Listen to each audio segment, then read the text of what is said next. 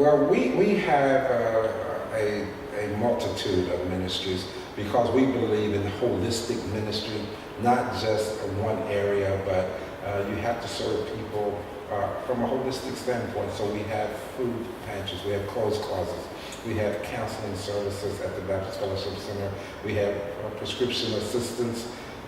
We actually have planted 2 churches in our building there at the Fellowship Center. We have after-school tutoring, we have computer labs, but just wherever the need is. And we feel that having the clothes closet and having the food pantry is great. We will always have a farm in some way. We always get our clothes, we always have food. But more importantly to me, we need to impact a life that changes. Not just give someone some groceries for the next 2 or 3 days, or clothes that will carry them for the next week or 2, but we must have that Christ-centered, life-changing ability to impact our life. And so that's what we're after. How do we change the life of an individual that they, number one, can see Christ and then see Christ work in their lives for the betterment, because God promised that he would meet every one of our needs. Not our wants. Not our wants. But he did promise to meet our needs. That's the truth. And the Baptist Fellowship Center is standing on that promise that God will provide what we need to help people meet their need in order for them to walk down a path that God has preordained for their life. And I believe that everybody has a path that God has designed specifically for them, that they might encounter and interact with other folks, that we can save a lost world, one person at a time. Your ministry really touches a lot of people, being the biggest urban center in the state and impacting so many people. What would it mean to your area? And again, we're talking about this marathon with the net, to have that in your area, to be associated with it and have it available to some of the folks that you touch.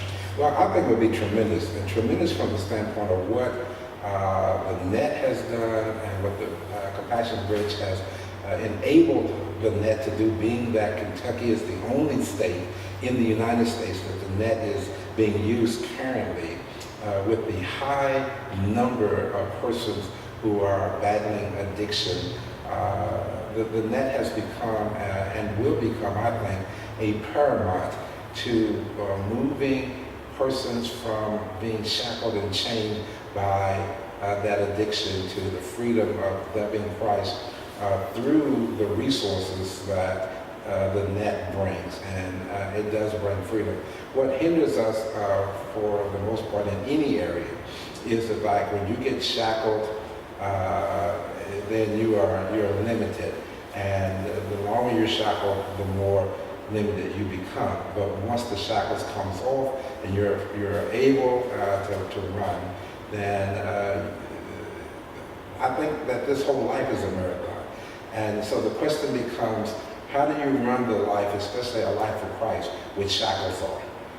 You can't.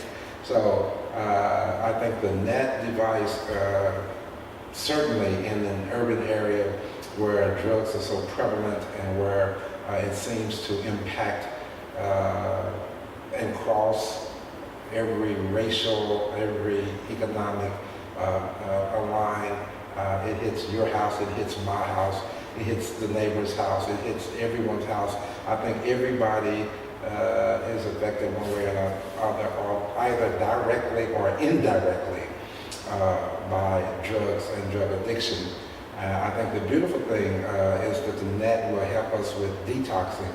And then we have an opportunity to work alongside persons who are now thinking, maybe for the first time in many years, from a sober mind rather than an addicted mind. I think that's exactly the point, is that how can someone find freedom in Christ if Satan has them blinded by addiction where they can't even think? Exactly. It's like trying to witness to someone that's drunk. It doesn't work. It doesn't. So I think that's a great point, is finding that way to find freedom.